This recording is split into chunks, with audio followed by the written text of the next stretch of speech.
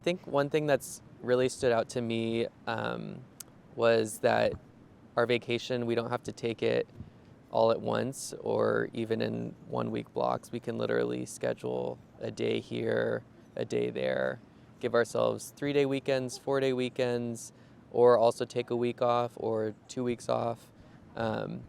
So it really caters to whether you're somebody that wants to be traveling on your vacation or whether you're somebody that wants to be kind of sprinkling time off here and there so that you can marathon through it. I think another aspect of wellness this year that was part of the new curriculum change was the admin time that's now included once a month, where we have a half day and we're able to do things like our in-basket and other requirements like applying for board exams and applying for our licenses. That time is now built into the schedule, whereas before we had to do it on our free time, our own free time, because it wasn't. We didn't have admin time built into the schedule. Now we do, so that's been great. And then another part of wellness, therapy is very much something that's encouraged. Like I remember part of our orientation week, we were talked to about therapy and how important it is to kind of like build a relationship now with a therapist so that when we need one, we have that resource. And so that was really encouraged. And I remember there have been a few instances where like I'll hear a co-resident, ask for protected time, like an hour or so in the middle of like an outpatient or inpatient rotation, and that has been honored over and over again, at least in my experience. So often, depending on what block you're on, you can come to these like half-day conferences, which is what we're doing right now, actually.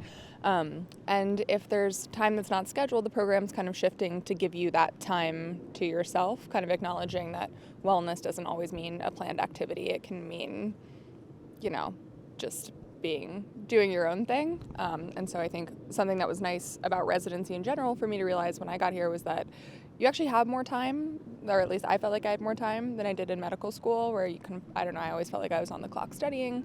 But here there's time, depending on your block, sometimes more time than others. But if you're on an outpatient block, there's time to go into San Francisco or Oakland or date or go to concerts and do things that I think kind of just make life feel a little bit more balanced overall. So something that our program does that, to my knowledge, is very unique to our program is we have emergency wellness days where you can reach out to our behavioral health core faculty and basically say, hey, I really need this day off.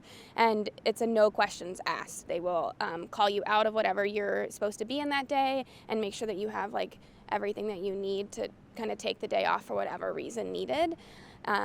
And I think it's a really amazing thing that our program does for us and really allows for when things are really hard in your life or if you have something big going on to just kind of take that day without any like repercussions or feeling guilty. It can be really protective, I think, for us too. Another thing that's helped with my wellness and other co-residents' wellnesses is changing from a 1 month at a time rotation to 2-week blocks now.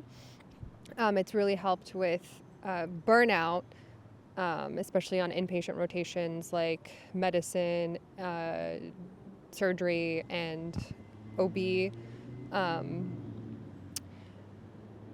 That's one. And then another is in terms of like life events and situations or problems that one can find themselves in the middle of residency, life events or family emergencies. Admin has been very supportive. We've reached out and talked to them about something in particular.